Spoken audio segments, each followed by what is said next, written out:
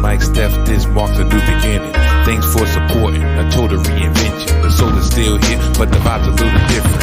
Unpredictable, hot the kids and the women. Sports of all sorts, music, mixed for living. Rep New York City, but hate the politicians. Always bring the heat, Steph baking in the kitchen. Big shout to y'all, I appreciate the listen. Donnie put the rest, but I'm still in the best. In the word of what I do, all y'all know the rest. I live it, I breathe it, I'm the whole definition. The pinnacle, the ultimate, I'm on a new mission. The salty thoughts of Mike Steph, featuring the one and only Mike Steph, the best in the world of what he does. Tap in.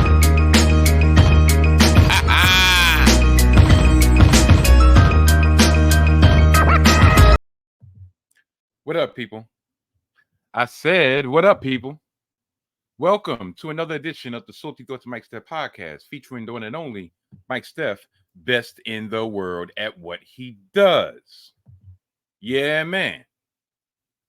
I'd like to wish everyone a belated happy Easter for those who celebrate.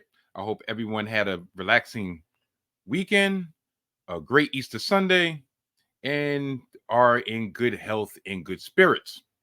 I don't know why, for some reason, this week I have a lot of nervous energy in me.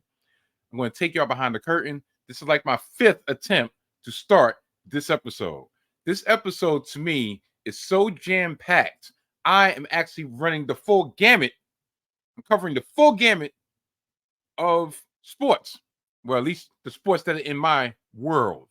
I'm going to touch on baseball. I'm going to touch on football. I'm going to touch on basketball.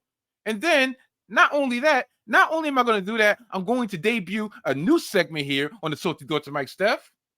And I got a good, long receipt for 2 individuals, not one, but 2 individuals that I do consider dear friends of mine. But being the fact that they should know by now, if they dare me, or should I say they double dog dare me, or just put that thought out in the atmosphere, I'm going to snatch it and I'm going to run with it. So I have a long receipt for Smitty from the group home in Bergen Beach and his brother Zao that will be getting taken care of at the very end of this podcast, because for my new listeners, for my new followers, for the unwatched masses, if you will, that have chosen to make me part of their weekly viewing, their daily viewing, or what have you,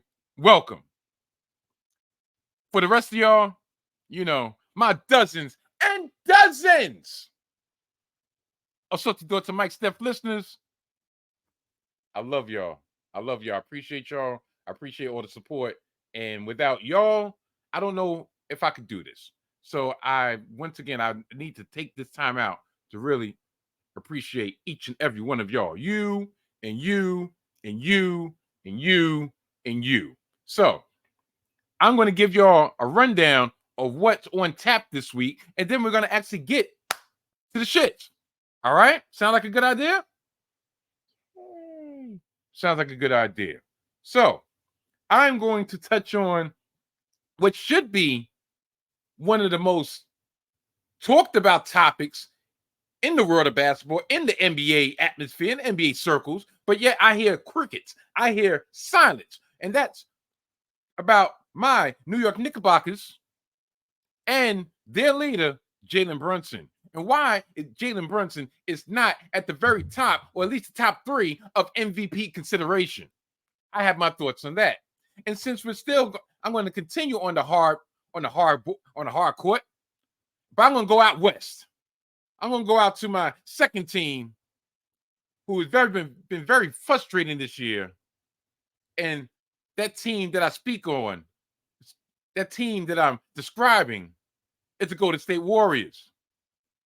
And an issue that was brought up in the media circle this past week, and that was concerning the leadership of Steph Curry due to the asinine antics, once again, displayed by Draymond Green. So that would be topic number 2.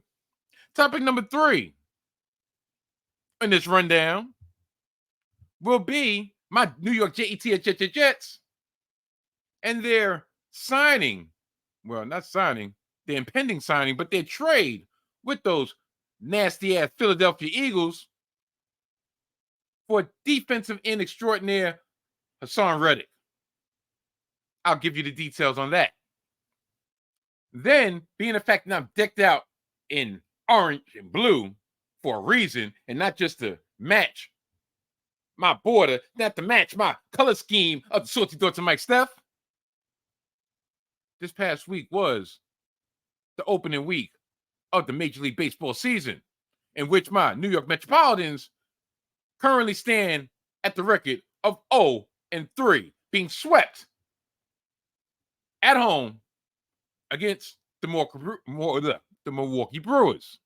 But that's not really what I'm going to talk about, because, like, longtime Mets fans such as myself, yeah, we might have that inkling, we might have that little feeling of, you know what, you got to believe. But for the most part, you know what we believe? We believe we're going to stink this year. So there's not really much to talk about. But being the fact that this is the opening week, I figured I have something Met-centric. Something that came across my attention this past week. I was watching New York One, Spectrum 1-1, and they discussed the origins of Mrs. Met. Yes, my bitch with the baseball head. Yeah, her. So, and no, I'm talking about Mrs. Met, the mascot, not the Mrs. Met in real life. The Mrs. Met in real life is my lovely Mrs. O, who is not, I repeat, is not a bitch. So I figured, you know what?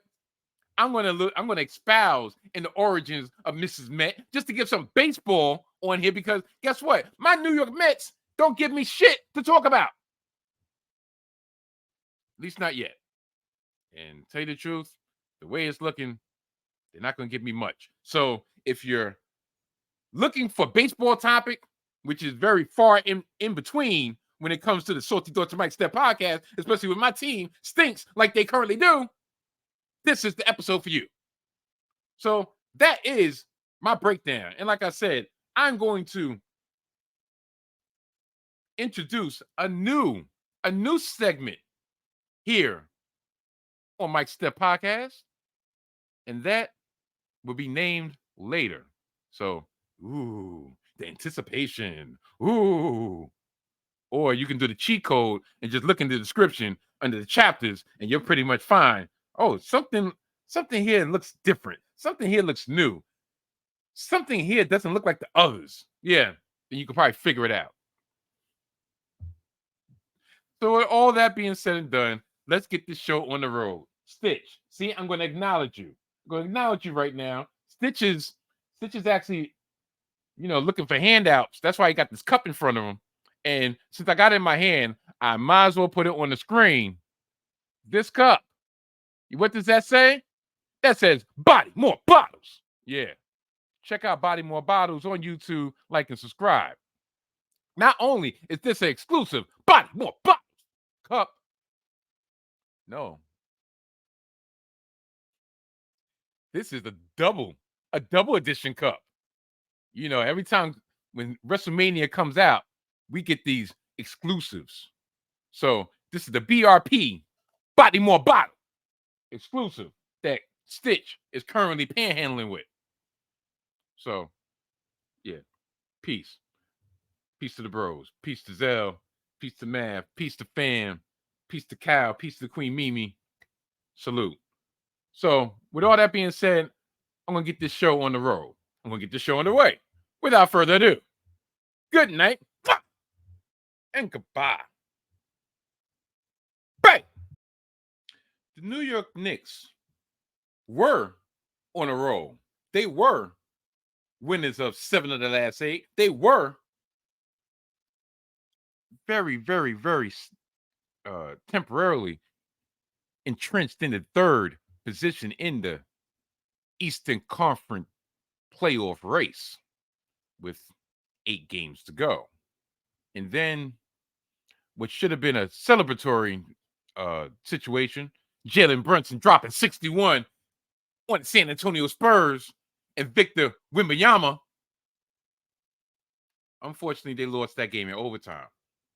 But that's usually not a not a not a not a not a reason for concern, not a reason for fret until this evening, right before I started recording. They lost another heartbreaker, this time to the OKC Thunder, behind a baseline turnaround jumper with 1.8 seconds remaining by Shea Gilgeous-Alexander. And we went down to defeat for the second consecutive time. And I wasn't really looking in the standings, but I'm quite sure that probably dropped us back down, firmly entrenched into the 4th position. But nevertheless, we clinched the playoff spot. We're not in the play-in, and right now it's a battle between whether we're going to get that fourth spot, try to stave off the Orlando Magic for the 5th spot, and trying to get that all-important 3rd slot so we can quote-unquote avoid Boston in the 2nd round. Like, I'm sorry. That's the media spin. Why the hell would we want to avoid Boston in the 2nd round? That would belie some type of fear. And that's something that's not on my face. But let me continue. Leading up to these two momentum stopping losses, we had head coach of the Detroit Pistons, Monty Williams, crying about Dante DiVincenzo making 11 3-pointers against his Pistons, talking about, yeah, that's something I wouldn't have did.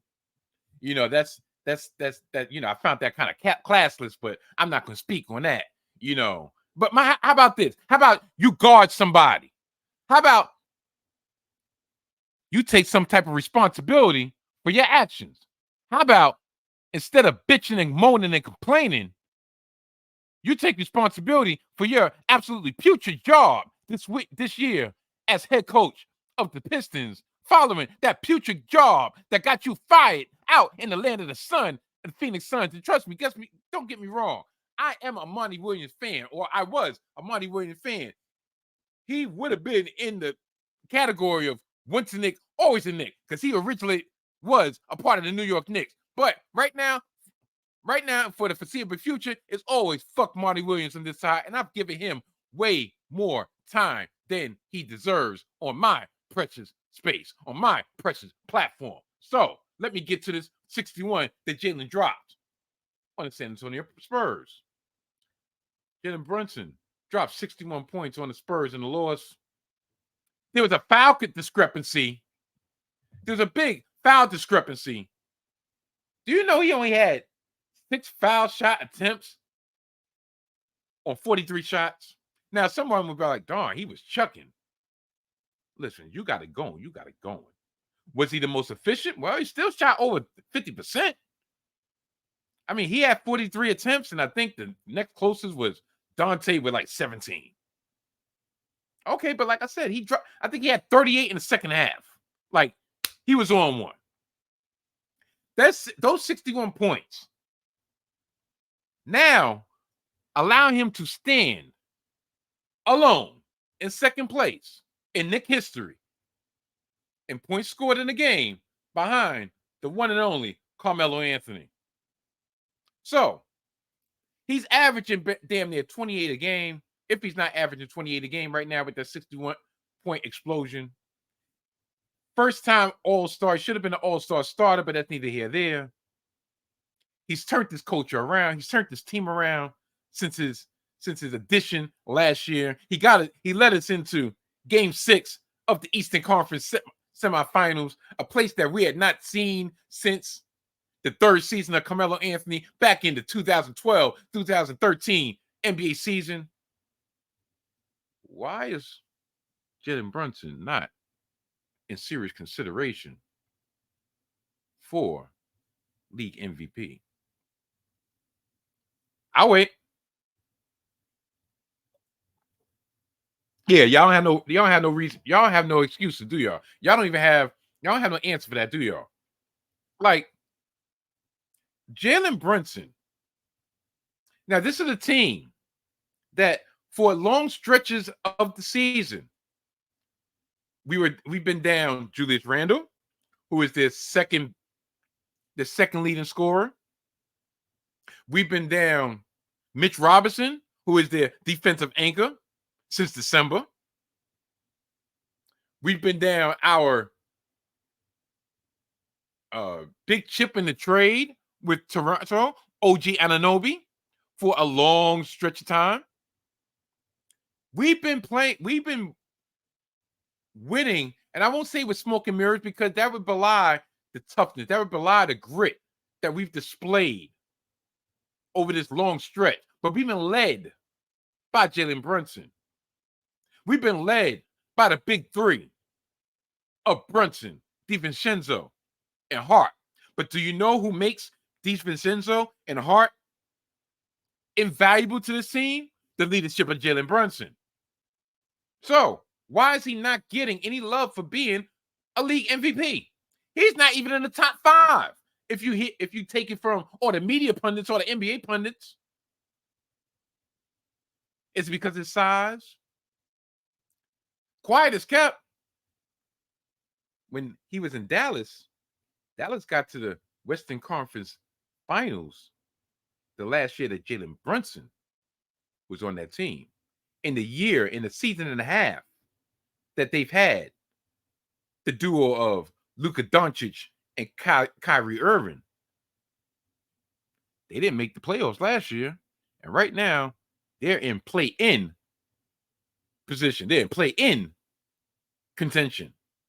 Yeah, their record isn't what their record is, but if it wasn't for Jalen Brunson, they wouldn't have got out that first-round matchup a couple years ago against the Utah Jazz, where it was Jalen Brunson and Donovan Mitchell going back and forth. And Jalen Brunson has had Donovan Mitchell's lunch for the last 3 seasons running. Now, is it because it'll prove all the naysayers wrong in the NBA media? Like all the ones who even after last year refused to give him his just due? Like, not only has he become the point guard that we've needed for decades, he's actually the superstar that nobody knew we needed. Everybody said, well, he's a good complementary piece. He'll be able to organize the offense, but we still need that star. No, the fuck we don't. We need somebody who complements him. We need somebody in the form of Julius Randle, but just happens not to be Julius Randle. We need somebody just to take just a little bit of the scoring pressure, the scoring load off of Jalen Brunson. But for those who are saying, or those who have thought that Jalen Brunson is not a number 1 option, not a 1A option, not a 1B option, you're sadly mistaken. He's the glue. Him and his Nova boys have instilled a gritty culture that shows you just how the camaraderie that garnered them 2, not 1, but 2 championships in college, how that was done. Everyone's always talking about, like I said, everybody's always talking about that one big piece that we need to contend. Nah. I wager that all we need, that piece that we need, is a piece to lengthen the already incredible depth that we already have. Look at it this way. I'm going to talk about the players that we currently have on this roster, right? The development of Deuce McBride is something to marvel at. Think about it.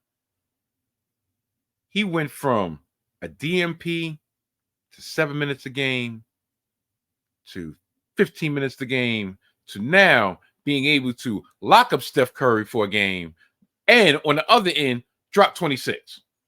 He's dropped 29 points 2 games in the last couple of weeks. He had 9 3-pointers the other day himself. Looked like he was about to break Dante's record himself.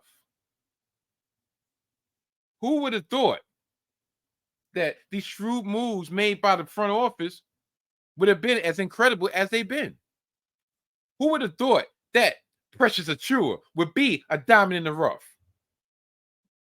Most wrote him off as a throw-in with the OG trade. He's held to 4 at times due to the injuries of Randall and Nobi. Like Hartenstein, my brother. It's another move that no one was looking at when we signed him. But where would we be without him stepping in in the absence of Mitch Robinson? Dante DiVincenzo, as I already stated, has been a perfect fit due to the aforementioned chemistry with Hart and Brunson. And the lovely Mia is about to make her appearance. Hey! You're funny. How you doing? I heard that lock. I looked at the time. And being the fact that Mia came home at this time, that usually means she either got a ride home or she took an Uber. That's a good Uber. See, I knew it was car because if it was train, plane, or automobile, actually plane, train, or bus, she would have been getting in probably like doing my 3rd or 4th segment. She might not even came in before I wrapped this up. How was your day? It was good. That's good. I bought my own grapes. You bought your own grapes? I bought my own Ain't that a bitch? Oh. Let me see the grapes. Come. It's not. Say hi. Okay. It's Easter. Right. Well, it's still Easter. Hi, y'all. I can't even. No, come. This way? Yeah, that way. See? Listen, I know. I was in the middle of talking about the Knicks. We'll get to the Knicks. We'll finish with the Knicks in a minute. What grapes did you buy? So they're dark black. Purple? Yep. Seedless? Seedless Okay. grapes, right? Yeah. They're ocean spray. Oh. Are they big like mine? I think medium. Medium. Smarge. I don't. Smarge. That's a good one. Medium and Smarge. Did you taste it? No. So you have no idea if they're actually legitimate ocean spray grapes. Well, first of all, I would like to. Nah, I get it. And you know what? For fruit nowadays, when I'm eating it, I don't mind it not being sweet. Okay. Just to like ease myself off of the sweetness. I get it. So. But you don't want no watery ass grapes. I mean, I also. Remember, there's some batches I get. I'm like. Okay. But yay! So no more stealing from you. She bought grapes. Yeah. It's a step in the right direction. Right. I'm drawing. Like I try to bring some healthy fruit in the spot, and next thing I know, I go in, I have no grapes. I did find out today, or I actually put 2 and 2 together today that that me breaking out around my nose, I think it's the apples, because I haven't had any apples this week. And look at this simply ravishing face. Wait, so you're breaking out because you're not eating apples? No, I'm not breaking out now. Look. No, I'm asking. No, I'm saying, remember when I showed you before? Yeah. I was eating apples. I haven't had no apples in a week. You see the difference? Have you been cleaning your apples?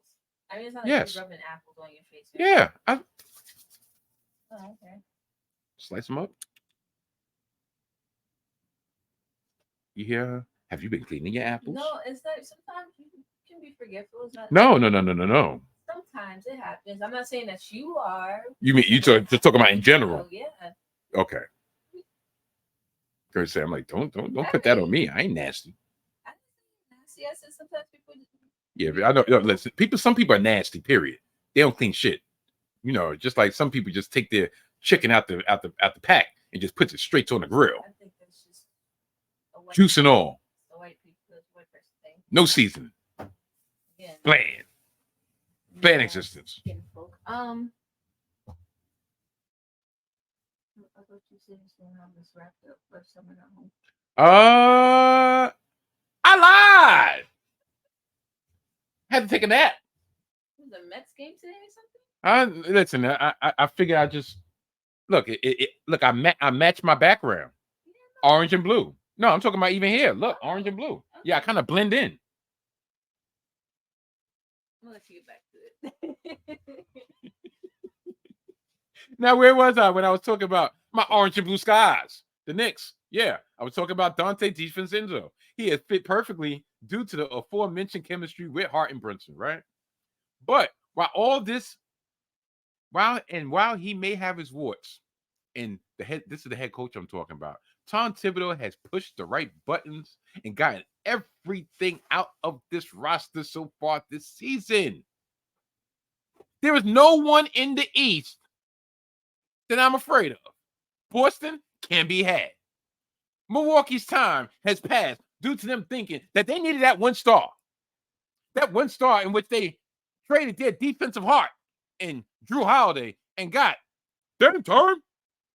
And where has that gotten them? Yeah. And we're, like I said, we were pretty much the 3 seed with less than 9 games remaining. But guess what? We're probably like the 4 seed with about 7 games remaining. And 3 of those last 7 games are against the Chicago Bulls. So it'll be interesting that Chicago's probably pretty much locked into that the playing slot. But it'll be interesting that Chicago Bulls will actually have a big say in whether or not we stay at 4, we slide to 5, or we can actually regain 3. It'll be a very interesting next week and a half. But I'm going to keep a lookout. I'm going to find out. I'm going to continue to sound the horn for Jalen Brunson being in the MVP consideration. And shout out to Hip to the Games on 19 Media Group YouTube channel. And I'm going to keep on hounding him for nominating him every other week, i.e., every episode, Dog of the Week. Because as long as Jalen Brunson is playing, Jalen Brunson will be that Dog of the Week. Take it to the bank. Is Steph Curry finally fed up with the bullshit that Draymond Green has been pulling, especially this year? Is it over for Draymond Green? Think about it. Just this season, Draymond got suspended for what? 6 games for yoking up Rudy Gobert. Then he got suspended indefinitely for socking Yusuf Nurkic for the flailing arm, flailing fist that miraculously hit Nurkic in the face. Then he came back, and then he went on a tour pretty much stating how close he was to retiring because it wasn't worth it anymore, and how Adam Silver had to convince him to stay in the league, which is some real bullish. And then the most egregious act so far this season was what he pulled this past week against the Orlando Magic. That had Steph Curry literally fighting back tears of frustration, fighting back tears of aggravation, fighting back tears of anger over the idiocy that Draymond Green has continued to pull. Like, this dude Draymond has to be the most ungrateful mother in the NBA at this current time. As I stated in December, when he got suspended indefinitely due to his back-to-back incidents of violence, or more specifically, a stupidity, he has played a big part in the death of the dynasty, the death of the Warriors dynasty. He has cost them plenty over the years due to his outbursts, due to his suspensions at the wrong time, and most recently due to assaulting a teammate that was counted on to lead them into the next era, to lead them into the future. It got so untenable after he cold-cocked Jordan Poole that they had to trade said teammate, and the player, to me, is a shell of what he once was and maybe will never fulfill any of which he was on the path to achieve. And that was due to the pure jealousy, the pure envy, the pure jealous one's envy, the Joe and Draymond. Now, don't get me wrong. Over the years, his impact still can't be denied. But now it's more negative than positive overall. Like, take this past week game against Orlando, for example. Not even 4 minutes into a must-win game to keep their play-in, not playoff chances, their play-in chances alive. You had the streaking Houston Rockets, who have come back from the dead, led by Big Dick Udoka on an 11-game winning streak, coming for the Warriors, had them put Instagram posts calling out the Warriors. Warriors, come out and play. They were coming for that ass like Diddy.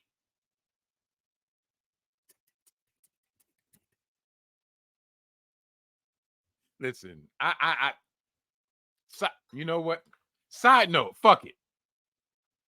I don't know how true that recording is that's floating around the internet streets with supposedly Meek Mill getting his shit pushed in.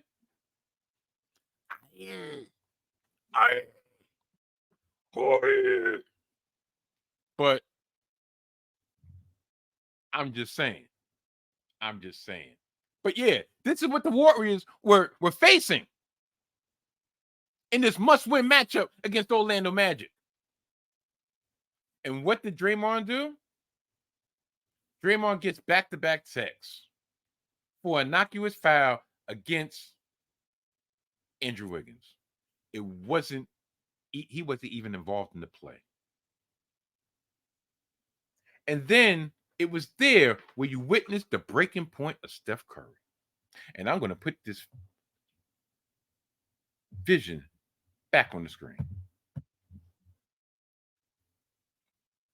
After Draymond went to the locker room, Steph could be seen getting consoled by Steve Kerr. And the frustration on Steph Curry's face was so apparent, he had to conceal his face. He had to conceal these tears with his own jersey. Even at the end of the game, when he secured the win with a dagger three, there was a short celebratory night-night gesture, but that was quickly followed up with a kick of the chairs on the sideline and a move that he normally wouldn't be seen doing. To follow this up, the next game against the Charlotte Hornets, Draymond Green gets into it with Grant Williams. And he's lucky he didn't get a tech from that.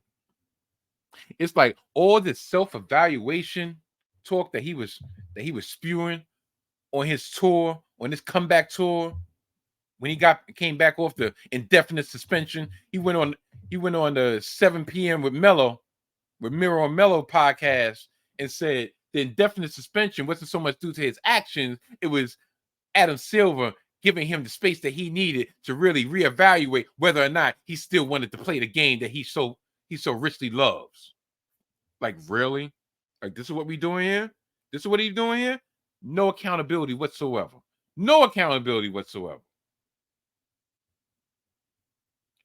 So not only did he come back from suspension, not only did he come back from owning his mistake in the previous game, but the actions in the game following that or for naught.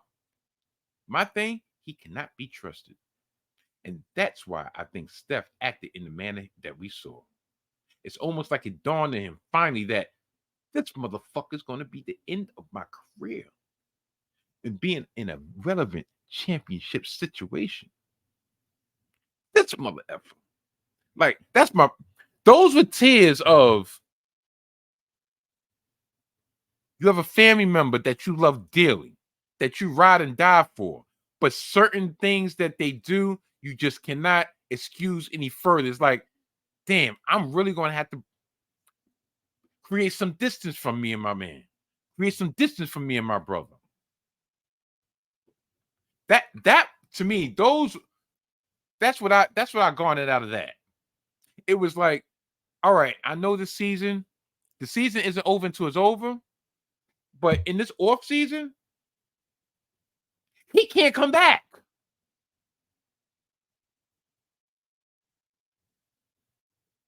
But I don't think he'll ever verbalize that. And I don't think he'll ever fully realize that in his heart. But when those discussions are being had in the off season, best believe those discussions will be being had in the off season. I think they need to pull that trigger. Unfortunately, the dynasty is dead. I said in December and officially now. What they did, they continue to enable Draymond over and over and over and over and over again to the point that we got to this point right here. Costing you part of your supposed core going forward, you rewarded him with a brand new spanking contract, even though the tenuous subject of that contract that he was looking for was probably an impetus for him to knock Jordan Poole the fuck out, because Jordan Poole got paid that season prior, and Draymond's like, damn, he got some of the bread that I was expecting to get, and he's cocky about it. Y'all gotta knock this mother effer out. Just keep on playing with me. Keep on playing with me. And just dead on him. And you reward this dude with $100 million contract for 4 years. Going forward. In which you know, more likely, at least 2 of those 4 years, the back end of that contract is going to look like trash. And tell you the truth, the first year of this contract looked like trash because how many games have he been available for? How many games has he lost with his absence? How many games has he lost with his presence? Yeah, I know he's like a security blanket when it comes to Steph. I get it. I truly get it. But quietly, it's been 2 years since the last chip. 4 of the last 5 years have been substandard to the standards of the Golden State Warriors.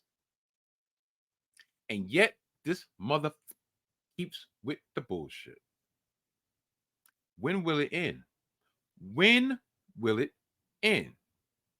Now, I'm going to piggyback over something that credit due to It Is What It Is, Cam and Mace. Mace said a very valid point when it came to the core 3 of the Warriors. Sans Steph, because Steph is not worried about such things, and Steph is still playing at a very high level. This one was more focused on Klay Thompson. Put in his words, Klay was so busy pocket watching the last couple years that he didn't realize that the dude that he was secretly hating on, no matter what they say in the media, no matter what he says in private, matter of fact, in public, in private, he's like, damn, this dude or these dudes that got their bread is going to prevent me from getting my bread.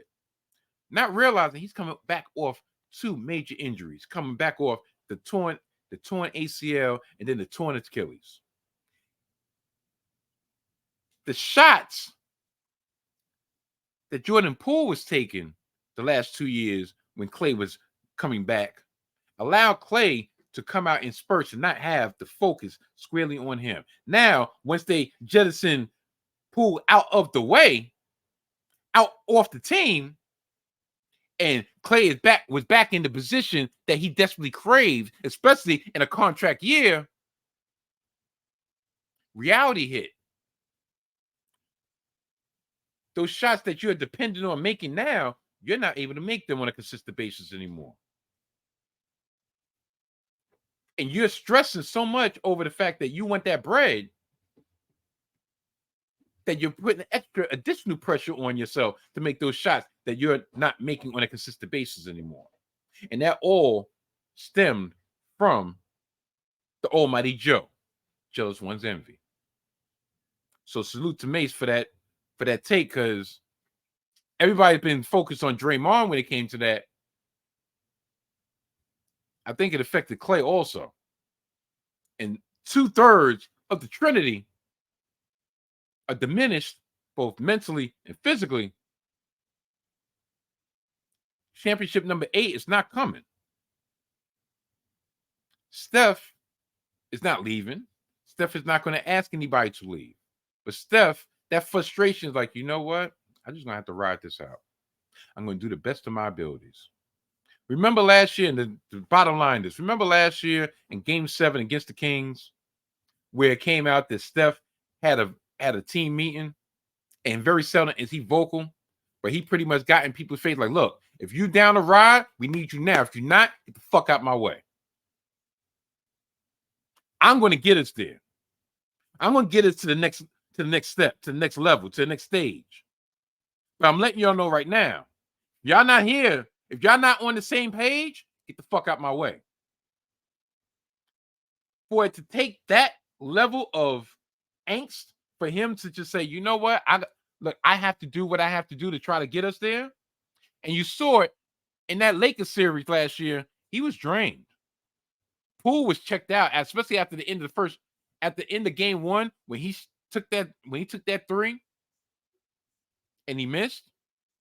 And all the scuttlebutt was, yo, why are you taking that 3? You know you're supposed to pass that to Steph. You know you're supposed to pass that ball. That was the official end of the dynasty. Just saying. So it's sad, but it's one of those things that history proves that dynasties never end great. They always end ugly. Look at football. The Cowboys dynasty. They had to get Jimmy up out of there. Jerry Jones like, nah, we gotta bring my boy Barry Switzer in here. Yeah, get another ring. My team. Even now, with the Patriots, they had to mutually part ways with Bill Belichick. But that's after they jettisoned or allowed Tom Brady to say bye-bye and go and get a ring someplace else. The only dynasty I could see that didn't end ugly, especially in football, was the 49ers of the 80s. Think about it. Those four championships with Joe Montana in the 80s. 81, 86, no, 81, 84, 88, 89. After that, Joe Montana got his shit rocked. Never was the same. Went to Kansas City, got them to the AFC Championship game. But it didn't implode. They were still able to stay there until Steve Young got them back over the hump in 94. But yeah, that's really the only dynasty in my lifetime, especially in football, that didn't end ugly. Shoot, the Bulls of the 90s ended ugly. Jerry Reinsdorf and Krause was like, yo, this is the last dance, hence the documentary. So, Warriors, bye-bye. The Jets made a trade with the Eagles this past week for Hasson Reddick for a conditional 3rd-round pick that can turn into a second round pick based on percent of snaps, playing time percentage. Yeah, y'all know what the fuck I'm talking about. If he plays 67.5% of the playing time and his sack production is at least 10 sacks or above, that third round pick was turned into a second round pick. Guess what? Last season, he had 11 sacks and played 74% of the time. Do you know that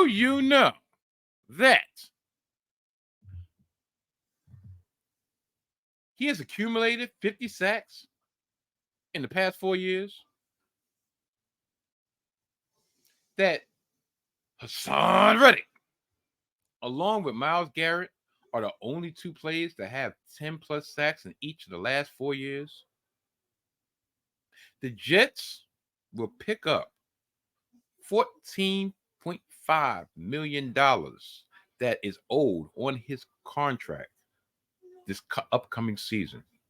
And there is an expectation that his contract will be extended. Probably it's 24, so they add on 2 more years, 26. But this is a ultimate win now move. It makes you wonder, almost similarly how I discussed a couple weeks ago, that was there any way that we could have traded Huff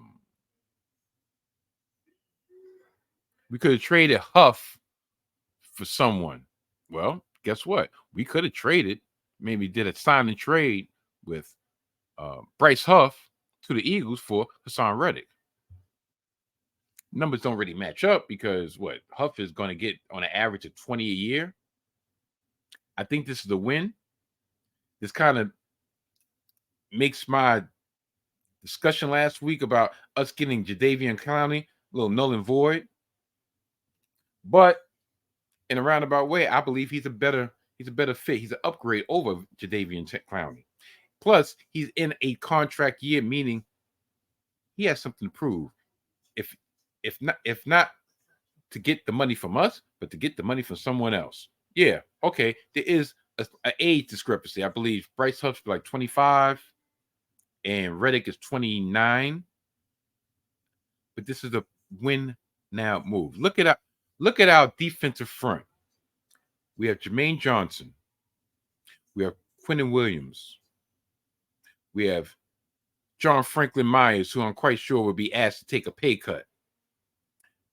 We have Hasson Reddick. That's our top four. Then we have Will McDonald and Michael Clemens splitting time. Then we're going to have the two nose tackles, the two defensive tackles splitting time on Kinlaw and Fatu or whatever the hell his name is. But they're pretty much just there to take up space. Reddick is good against the run. He's stout against the run. So it's not like you got to take him off the field first and second down. And if everything goes according to plan and we're playing with more leads, because some people are like, well, darn, isn't this an indictment on Will McDonald? We invested a first-round pick for him last year. Not so fast, my friend. Look at it this way. If we have leads and end with fourth quarter and we're just sicking the dogs on them, we can get Will McDonald into those reps, especially if he comes into this season taking that next physical step, that physical leap that Jermaine Johnson took from year 1 to year 2. If he rounds him out, fills himself out physically, then those small percentage of reps that he will be able to get, just primarily rushing the quarterback and learning, on-the-job learning from Hasson Reddick, from a more mature Jermaine Johnson, will do him well in the future. And if he really shows improves, maybe that might render Hasson Reddick a little bit expendable, or at least give us some type of leverage when it comes to renegotiating his contract. It's a win-win. Our defense gets more stout, by the week. Yeah, the amount of moves has slowed down because guess what? Look, free agency is a frenzy the first week, and then it starts slowing to a drip. And right now, this is what we get in drips. And this is not really so much free agency. This is Trader Joe doing the damn thing. This is a very shrewd trade to attach the amount of time to the amount of collateral. And remember, it's a 2026 draft pick, not a 24, not a 25. So if this doesn't pan out, if the season doesn't pan out, guess what? That's not on his ledger, because guess what? Trader Joe Douglas will not be here in 26 if we do not make some serious inroads in 24. Yeah, I really like this move. You know, Coach Salah has been quoted on the record leading into the Philadelphia Eagles game last season that, you know, how much respect that he had for Reddick, how much he really respected his motor, respected his game, and respected his IQ. And to have Reddick at his disposal, I'm quite sure Salah is creaming in his pants talking about, yeah, oh my goodness, I got Reddick. I got Quentin. I could do some stunts. Damn, daddy. I'm sorry. I'm sorry. That's anyway. But yeah, this is a great trade by the Jets. And something we have been asking for the last couple years of how come all the contending teams never have a problem trying to fit different pieces under their salary cap, but yet we're always hamstrung by the salary cap. Guess what? This is one of the situations. I don't know how they fit them in, but they fit them in. And we still have money left over to go into this upcoming NFL draft, and to have money to kind of throw around when we finally get those June 1st cuts that maybe we could fill in the back end of our roster with to get us some much needed depth, maybe on offensive line, maybe in the secondary, specifically safety. Maybe we bring back Ashton Davis. Who knows? These are things that are still up in the air, but it's a great move. Gives a thumbs up from me. The New York Metropolitans opened the season like trash. Like the trash we've become accustomed to. The New York Mets have started off struggling. Yeah, I'm going to make this short and sweet when it comes to Mets because the main event of this segment actually is dealing with Mrs. Met. The New York Mets have started off struggling. Luis Severino is the bust that we all knew we was acquiring. He went 5 innings and gave up 6 earned runs on 88 pitches in his Saturday New York Met debut. Who thought that this move was going to pan out? Raise your hands. I thought exactly. The Yanks got rid of him for a reason. Now, bats are still asleep. They got 1 hit on opening day and made a fake comeback this past Saturday in the second game of the 3-game set that they ultimately got swept in embarrassment by the Milwaukee Brewers. Coincidentally, the former team that our GM, president of operations, whatever title that they bestowed upon him, David Stearns, used to run that organization there. Swept of Vessels. This past Saturday, it was down 7-2 in the 8th before garbage time homers by Brett Batty, a 3-1 shot, and a solo shot by the polar bear Pete Alonso in the 9th drew us to within 7-6, and the game was 1-2-3 in the 9th. Well, after the solo shot, it was a wrap. Now, this comes after there was some animosity between teams when former Philly Reese Hoskins tried to take out Jeff McNeil at second base. And of course, no harm, no foul, because technically within the letter of the law, it was a legal play. But when you're behind your legion of teammates talking shit, talking about wah, cry me a river, that kind of belies the fact that what your intentions really were. And how did we get repaid for this? When one of our pitchers threw at one of their batters, I think they got a 2-game suspension, something to that effect. This game, today, this past Sunday, I'm going to look this up real quick on the trusty Micrometer. We lost 4-1, and it wasn't that close. The stats.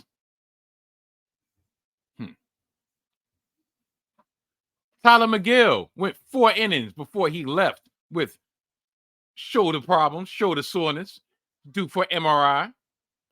4 innings, 3 hits, 1 earned run, 3 walks, 4 Ks, 78 pitches had. And wonder why he had a sore shoulder. He had 78 pitches in 4 innings. Sheesh. Ramirez, 3 innings pitch, 5 hits, 2 runs, 2 earned runs, 2 walks, 2 Ks, 41 pitches. And just looking at this lineup, like, how many hits did we have? Oh, we had 7. But guess what? Nemo, 0 for 4. Lindor, 0 for 4. Pete Alonso starting his hot start because he went that bag, 2 for 4. He's hitting 364 in the very, very infant stages of the season. Sterling Marte, 1 for 4. Jeff McNeil, 0 for 4. So our top five batters in the lineup. Nemo is hitting .077. Lindor is hitting .083. Pete Alonso is hitting 364. Jeff O'Neill is hitting .091. And Sterling Marte is hitting 300. So when 3 of your top 5 in your batting order is hitting below 100, guess what? How many games we're going to win? 0. How many games did we win? 0. How many more minutes I'm going to talk about these cocksuckers? 0. How about that? Now, before I actually get into the most pertinent subject of this segment, and that's Mrs. Met. Meet the Mets. Meet the Mets. Stand on top and meet the Mets. I have one comment to say to a particular transplanted Yankee fan. And don't get me wrong, we're not starting the baseball wars of 2024. That's not what we're doing. Because, to tell you the truth, right now, I don't have a leg to stand on. All because y'all won your little 2-game, 3-game set. Matter of fact, let's see. Did they sweep the Astros? Did they? Let's look. Yeah, they swept the Astros.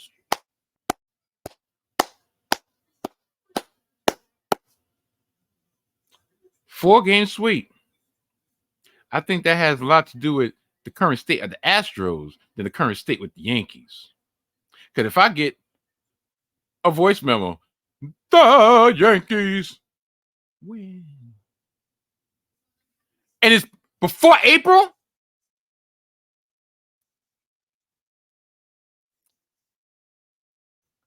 having comments about that precious mane that someone no longer has will be the least of your concern.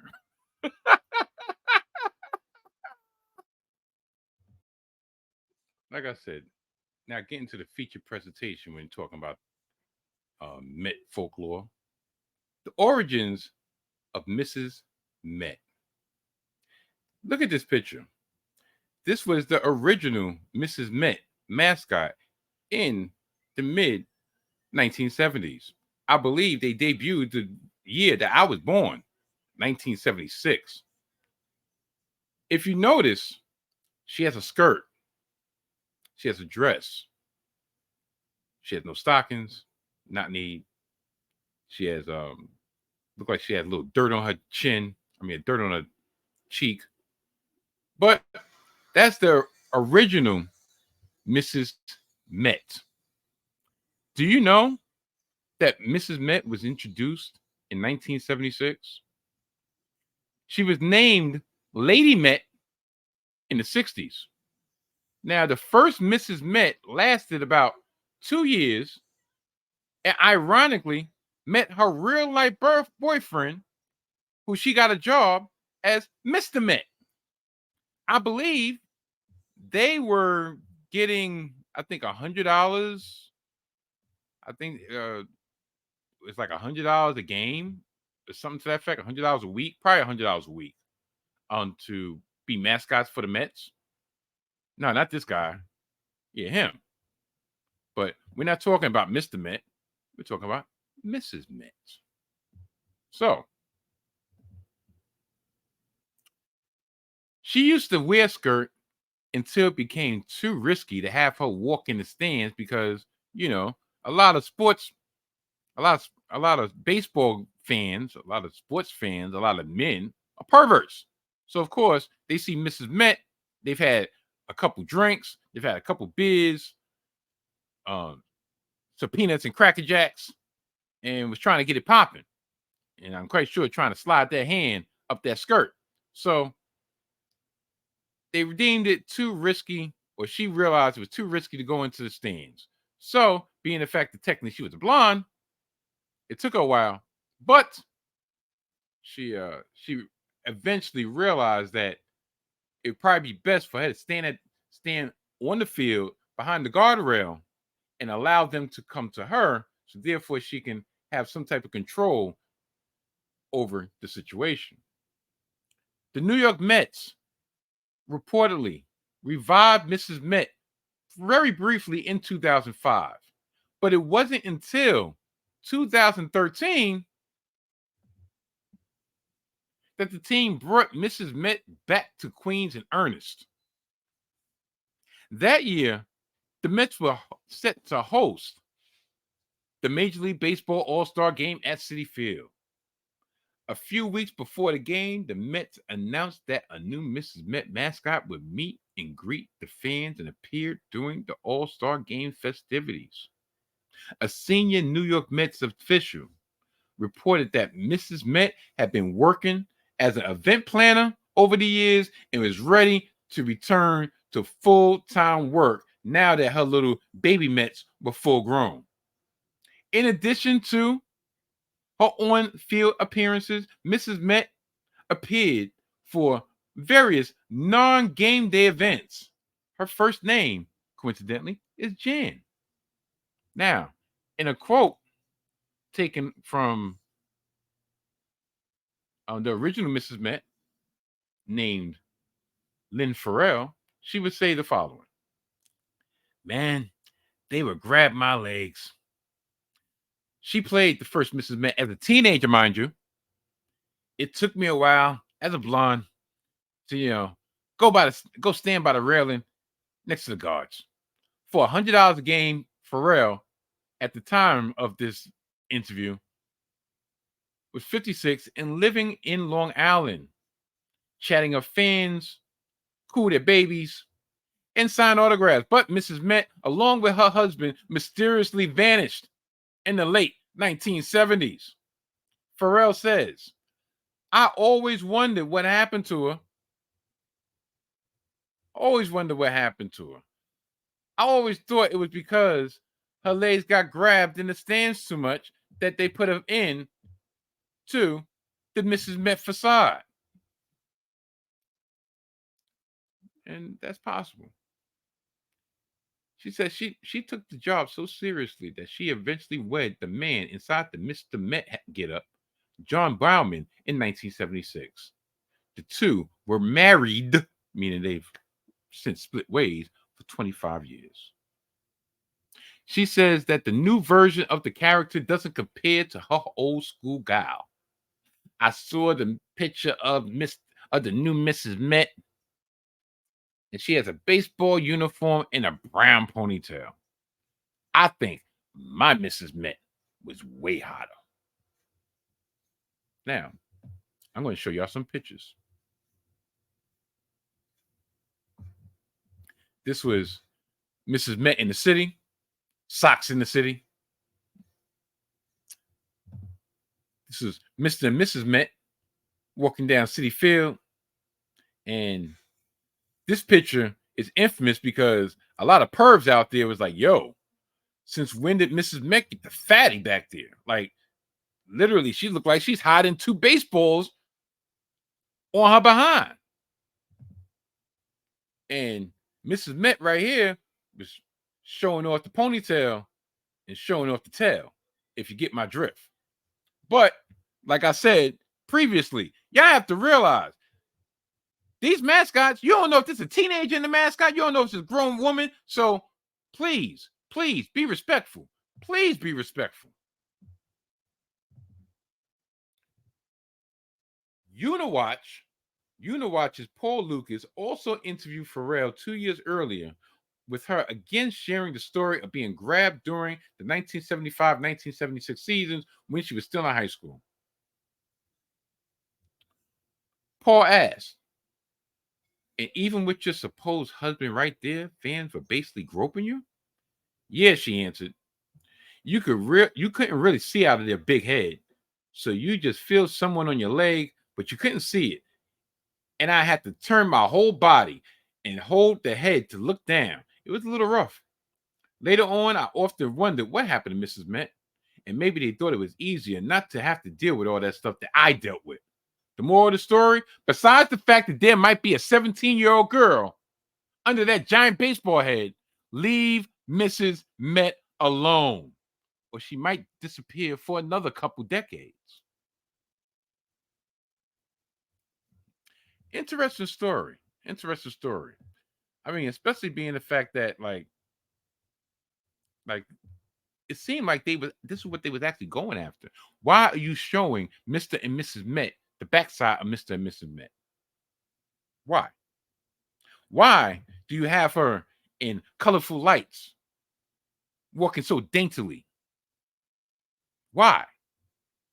It's almost like, do we have any frontals of Mrs. Met? Do we?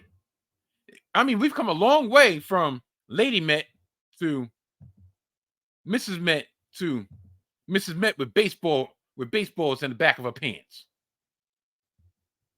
But yeah, I just figured I'd give y'all a little history lesson on the origins of Mrs. Met. Because like I said, when you're dealing with the present day piece of crap team that we're dealing with, Uncle Steve, listen, I know it's early in the season, but you're not going to get my full attention. I know I have at least 2 outings that I have to do this season to Citi Field. And as the 2 subjects of my next segment have discussed in our group chat, it seemed like we go to Citi Field just to shop and just to eat and to take in the sights, because the product on the field has been abysmal. Yeah.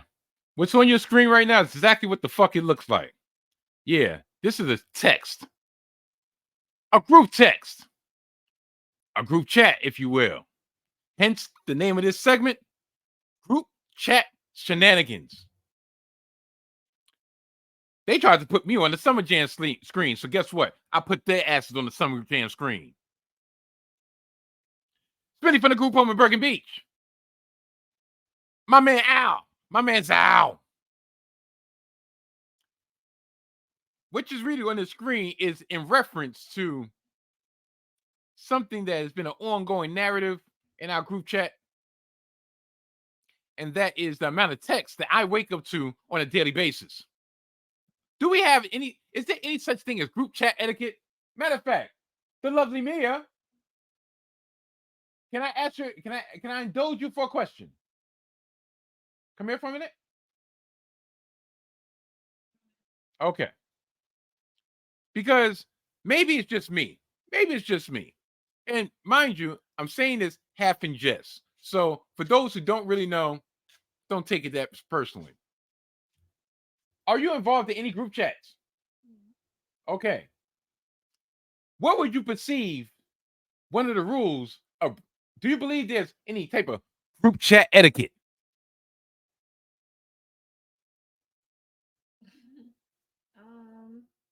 And remember, speak up because I know you don't want to be on screen.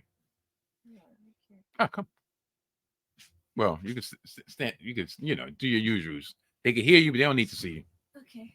I don't know. I guess my biggest pet peeve in a group chat is like when I send something and they don't respond, or they ignore it and like start their own little conversation. No, like not like that, but like they'll just ignore what you say. Oh, so you don't feel like you're being seen. You don't feel like being heard. Yeah. So don't ignore me. Like I'm part of the group. Yeah. So pretty much you feel like but it's the like attention should be on you also. Shared attention. Shared attention. Because like if y'all got your own thing, then do that shit on your regular. Yeah, especially if I like take the time to like find something funny and I send it to the group chat. I just like skip over it. Oh wow.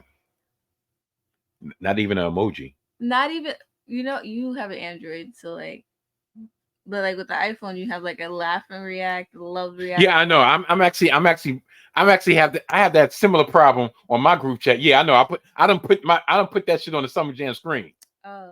But I have a similar problem. But the thing is, one has an Android, one has an iPhone. But in the new editions of the Android, like your mother's, because your mother had the S, the S series. Right. You can actually do an emoji to like, I love that, or I laughed at that, or so forth.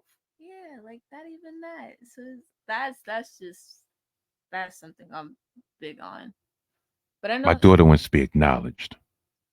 All right. But it doesn't happen all the time. Like, I'm in a very mature group chat. Everybody responds to each other, so it's nice. But that's just one thing that I would say is like key when being in a group chat. Mm-hmm. Like just shared attention, shared, okay, responses.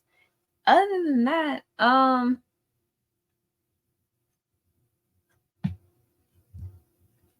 don't know. I guess just like don't overdo it. Like don't spam my phone. Okay. But like you can't. And what do you mean by spamming the phone? Maybe it's just me because I don't really like being bothered too much. Okay. I probably shouldn't even be in a group chat because like everybody's sending something and it's like your notifications are constantly going off. You are your father's child. So that, I don't know. This is me personally. I don't think I'm the best person to ask for group chat etiquette because sometimes if it gets too much, I just have to like mute the group chat. Yeah. The reason I ask, because maybe it's just me. Okay. The reason why I'm actually, this is actually a segment, because if you read right here, what does it say? It's going to be a podcast topic. Okay. So since you think it's going to be a podcast topic, guess what? It's going to be a podcast topic. No, the thing is, in all seriousness, well, seriousness as they could be. The screenshot. Yeah, I know. I'm so petty. The thing is, so we're in this group chat, right? And now they're morning people. I'm not. Yeah. So for a while, I had to kind of mute the which go because I lay with my, even though I know I shouldn't, I lay with my phone underneath my pillow. Yeah. So all of a sudden, when they get into a ding, ding, ding, ding, ding, it waking up like, what the fuck, right? So, so I so I muted it, but I being the fact I know I muted it, I do check in like, all right, okay, let me cut it, I don't want to seem like I'm just being antisocial or whatever, right? So, and now I have a common refrain of I actually comment on the amount of messages I wake up to. So one morning, one afternoon, because I get up the time one goes to work, one has to be at work, and the time the other one's actually going to work. That's the time I wake up around 1 o'clock, right? Don't you know? There was one time this last week I woke up to 46 fucking texts. 46. How many people are in the group chat? Me and two others. Oh, yeah, that's kind of how my group chat is set up. Right? So I'm like, all right, fine. So I put it in, like, yeah. So I just like, yeah, 46, really? Like, damn, like y'all going ham, you know, because it's a lot of which go, you know, like Memes a lot of and stuff. huh? Not even mean, but which go like Instagram links or whatever, like you know, Yeah. stuff like that. Okay, fine. So going back to this darn screenshot I'm gonna have. So it doesn't look like I'm just which go leaving the viewers out. When I put it, tell us how you really feel. Then he started messing with me. Oh, that was message 12. Actually, no, that's message 13. Oh, wow, you pushed it there, Smitty. That's message 14. It's gonna be a podcast. You're damn right. You're damn right. Because this actually gets into another reason why I had to mute the group chat. And before I get into that, 'cause I really don't want to have this discussion in front of my daughter. Trust me, even though you're an adult, you don't want to hear that. Okay. You have any other which go? So just the two, which go to keep you involved and don't spam it. Yeah, like I said, I'm really not the best person to ask because I'm just I'm just not the best person to ask. I get tired quickly. Like my social battery just dies out, and I'm just like, do not disturb for the rest of the day. Like I said, to a certain degree, you are your father's child. I get it. I get it. You know, you have to have a very special connection for me to continue. And these two that are no longer on my screen, they have a connection, and I'm in two other group chats but it's usually, but the thing is maximum 3. I can't do 5. I can't do 10. No, don't randomly invite me to shit with 50 people. No, that's not gonna work. But go ahead. I do have one more. Never share what was said in the group chat. And she tells me this now after I done shared what was in the group chat to the YouTube streets. But I get it. To your viewers, yeah, you kind of messed that one up. But to be fair, it wasn't anything. No, it was not. Don't. Yeah, you're not supposed to share, especially don't share no really personal information. I get that. Yeah, what happens in the group chat stays in the group. It's like Vegas. What happens in the group chat stays in the group chat. Exactly. Those are my top 3. That's it. Okay, so we have keep you involved. Well, don't ignore me. Don't spam my shit. And don't share what goes on in the inbox. That's pretty much it? Yeah. Okay. Thank you. Thank you for having me. Of course, you know. I mean, I jokingly told her last when she was leaving that I was gonna wait until right around the time she was gonna come in so I can have my quote unquote Mia rub on the podcast. I didn't really mean it, but it ended up being like that because I had to get my Sunday nap, but neither here nor there. Now,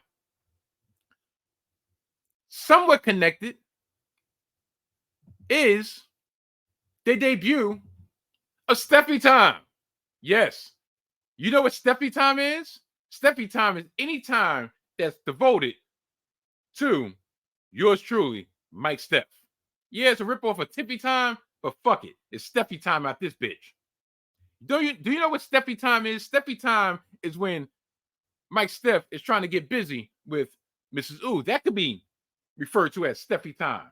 Stephy Time can be Mike Steph getting his precious sleep to keep his simply dashing face, his simply ravishing body kept up. That could be Stephy Time. And yes, like I said, I'm co-opting Stephy Time. Guess what? They co-op a lot of our shit, don't they? I think so. As long as I'm not saying toodles, I have nothing to worry about. Tell you the truth, this is really just an offshoot of the Dashing One's persona. But to link this back into the group chat that I'm talking about, do you know that there was times in the past that I could be in the middle of strokes during Stephy time, and all of a sudden I hear click, click, click, click, click, click, click, click. And I'm like, you know, at the tender age of 47, and this is no slight of me, and this is not me divulging too much information, but at the tender age of 47, during that particular session of Steffi time, you have to really concentrate on the subject at hand. You have to concentrate to make sure that there's no premature end of Steffi time, if you get my drift.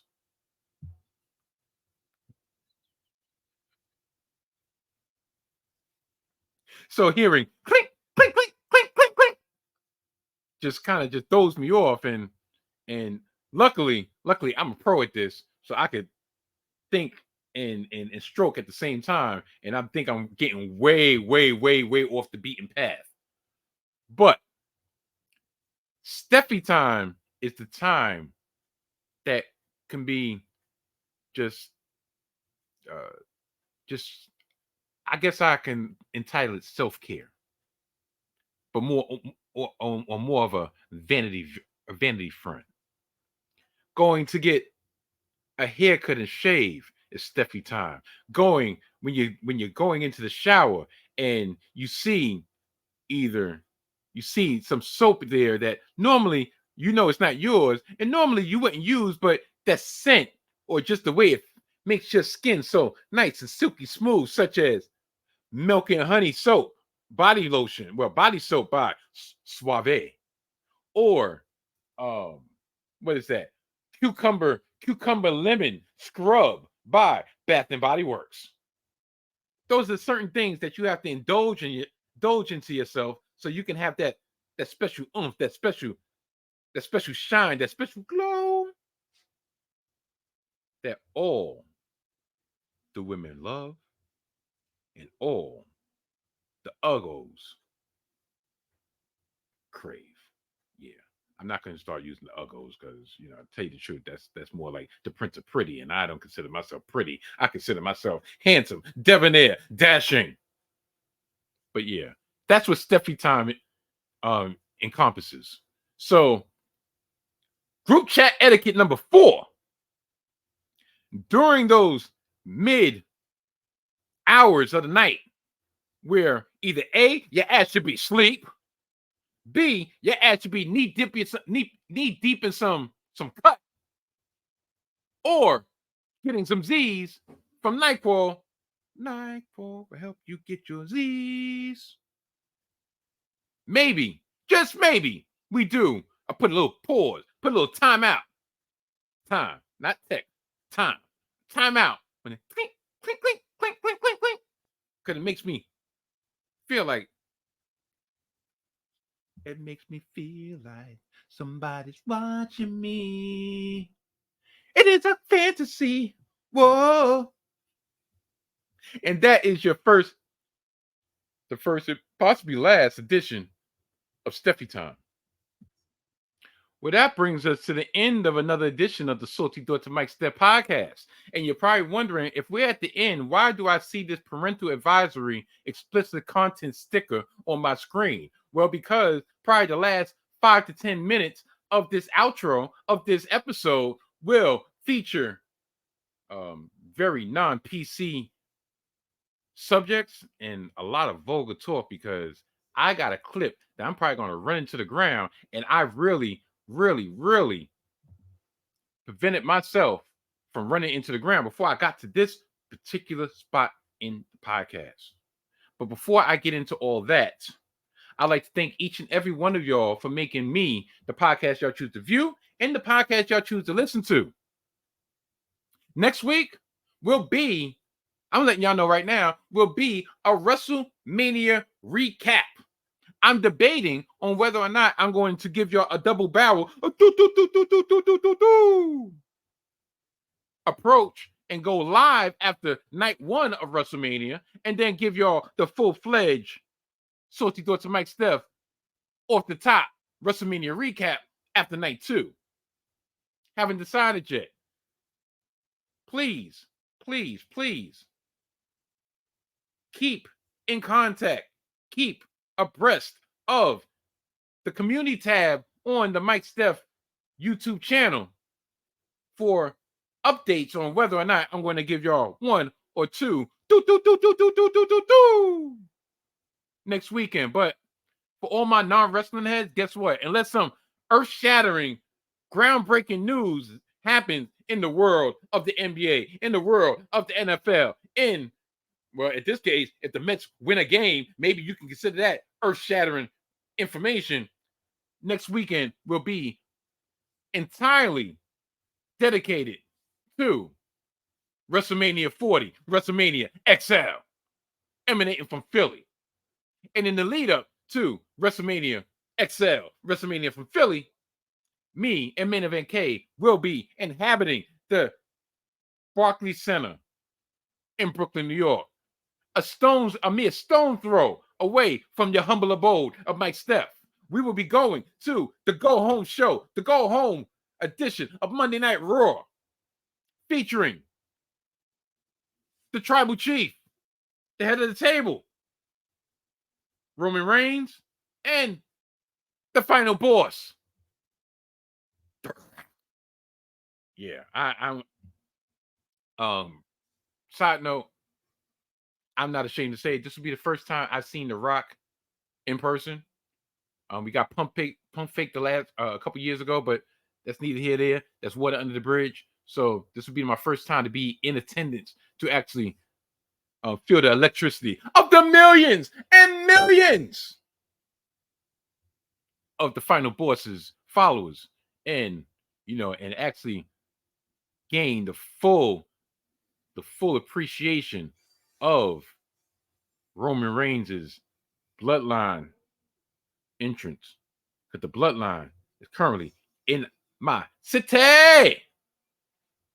So yeah, so that's what next week is going to be about.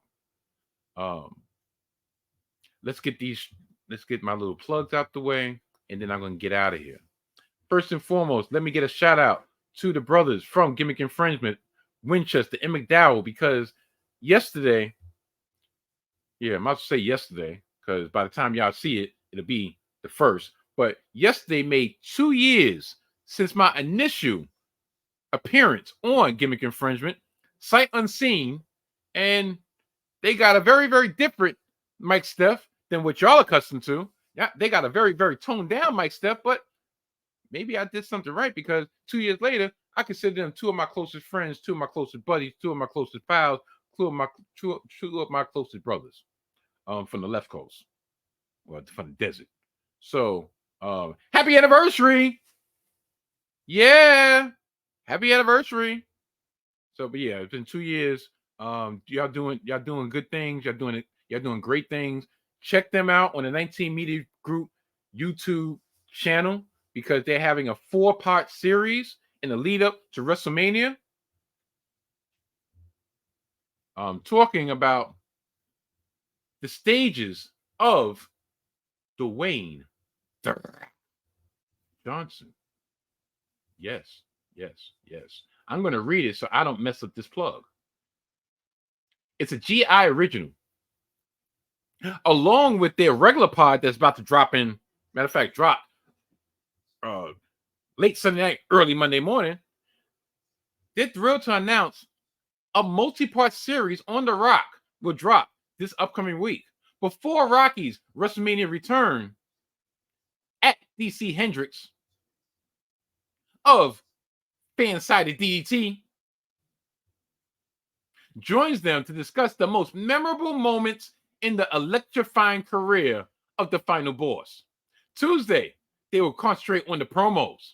Wednesday, they will concentrate on the feuds. Thursday, they will concentrate on the electrifying moments. And Friday, they will concentrate on the acting career of none other than Dwayne "The Rock" Johnson.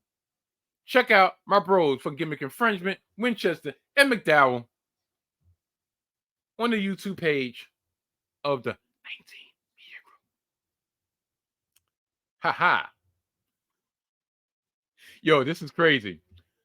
I'm giving him a shout out right now, and he just hit up the inbox to say something that I will not divulge on the YouTube streets. I know. Smitty is out like, whoa. How come we're fair game and Mr. McDowell is not? Well, just in this case, it's better for me to keep my mouth shut because I'm not starting not a damn thing. But he knows exactly what I'm referring to because it's about 12:41 in the a.m. So he can just go into the inbox and realize what he just inboxed me, and I'm going to be as quiet as that. Quiet as kept. So yeah, so please check them out. While we're at it, I might as well get the plugs out the way for this. Check out the audio version of the Salty Thoughts of Mike Steph podcast, available on the following platforms: Spotify, Apple Podcasts, and Amazon Music, amongst others. New episodes of the audio version drop each and every Wednesday. Check me out on the social medias. Check me out on X, formerly known as Twitter, at Mike Stephen _. Check me out on the gram at Mike _Steph, and check me out on TikTok at Mike Steph _. And guess what? New addition to the scroll at the bottom. New blog alert. New blog, MikeStephOrg.wordpress.com. Yeah, I try to at least give an entry a week. That means I'm behind a week. So that means check out the new blog, MikeStephOrg.wordpress.com for my latest entry. Well, my latest entry entitled "The Anxious Mind" is currently published.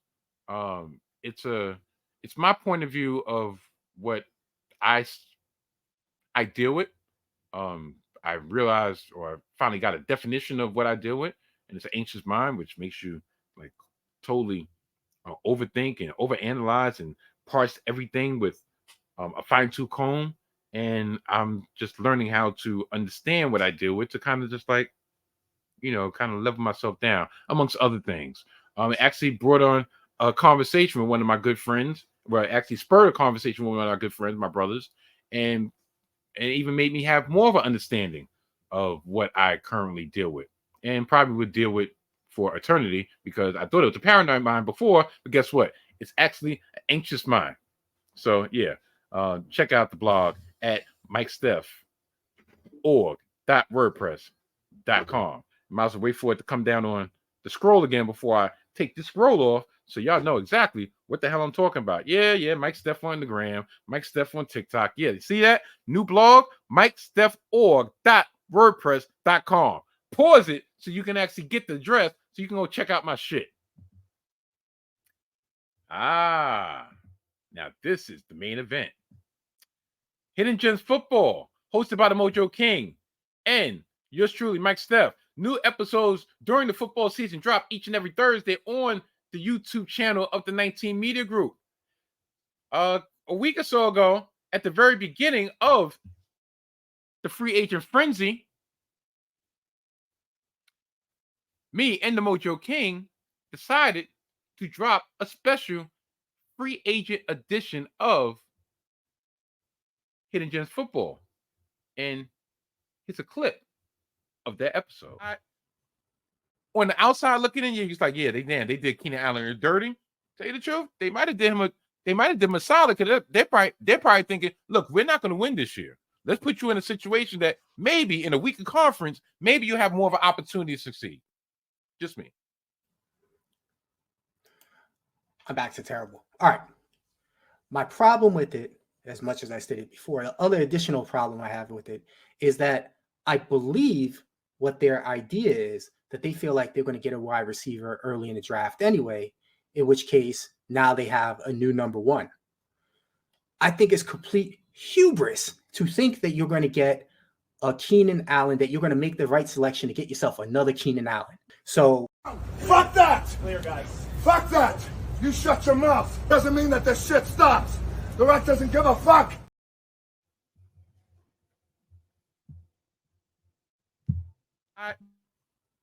On the outside looking in, he's like, yeah, they did Keenan Allen dirty.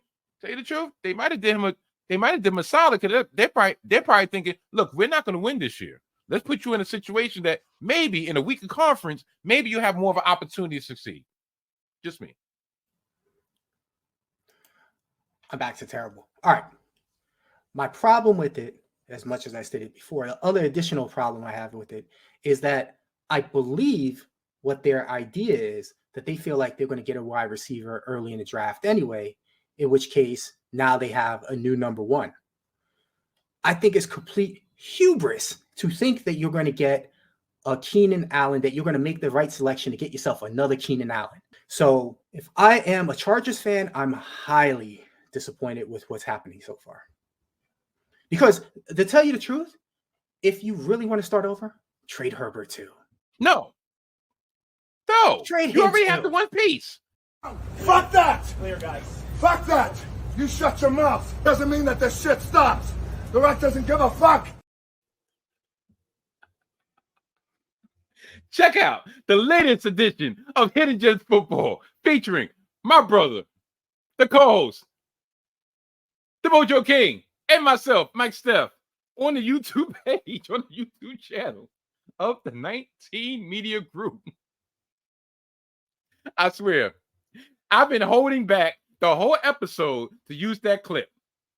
That clip is a clip of The Rock after he busts Cody Rhodes' ass last week on WWE Monday Night Raw. And he was cursing up a storm. And after they finished, after the show went off the air, he was like, the director was like, all right, clear. All right, pretty much you can stop whipping his ass. And you know what he said? Fuck that! Clear, guys. Fuck that! You shut your mouth. Doesn't mean that this shit stops. The Rock doesn't give a fuck.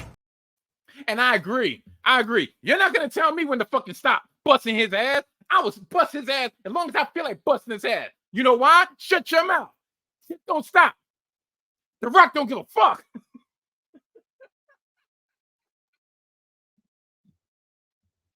I swear that clip is going to be a mainstay on this show. I'm telling any potential guests that come on here, if something goes on that I don't agree with, guess what's gonna happen? Fuck that! Clear, guys. Fuck that! Yeah, exactly. His words, not mine, but I'm in 100% agreement. You know, so check Say out. it to you slowly and it may sound scandalous. I don't think that you can handle this. Check that out right now. It's currently live on the YouTube channel of the 19 Media Group. There's no way for me to follow that, so I'm not even going to attempt to do it, even though I'm looking at these group texts by which go up by Tyler, but I'm not going to do it because guess what? I'm an honorable man. I am a man of principle. I'm a man of honor. I will fight for your right, for your honor. I will be hero that you dreaming of. Do this together, long as forever you see. Did it all for the glory of love. Not for the group chat. It's just that tune from the Karate Kid Part 2 just came to my head, and I just had to riff that off. So with all that being said, I will see y'all next week. Until next time. Fuck that! Clear, guys. Fuck that! You shut your mouth. Doesn't mean that this shit stops. The Rock doesn't give a fuck. Goodbye.